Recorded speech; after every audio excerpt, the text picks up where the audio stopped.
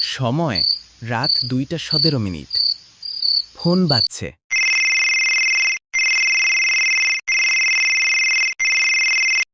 Hello, কে বলছেন? রাহাত, তুই চিনতে পারছিস? সুবীর, তুই? কত বছর পরে?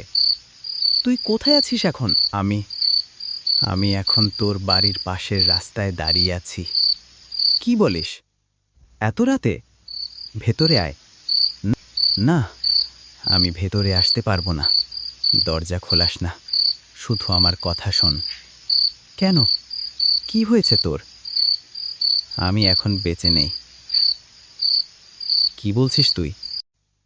আজ থেকে ঠিক 1 বছর আগে এই সময়, তুই জানিস না, আমি সড়ক দুর্ঘটনায় মারা গিয়েছিলাম।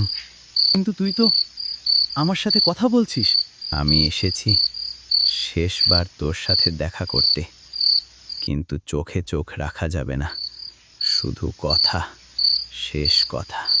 তুই এখন কোথায় দাঁড়িয়ে আছিস? তোর জানালার ঠিক নিচে। আমি দেখতে চাই তোর মুখটা। না, বলেছি না চোখে চোখ রাখা যাবে না। দেখলেই তুইও আমার মতো হয়ে যাবি। তুই কি একা আছিস? আমার পেছনে আরও অনেকেই আছে, যাদের তুই দেখতে পারবি না। তারা কারা?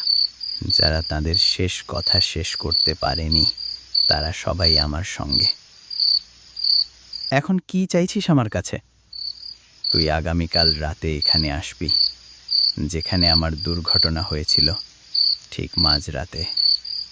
কেন? আমার শেষ কথা তখনই শেষ হবে।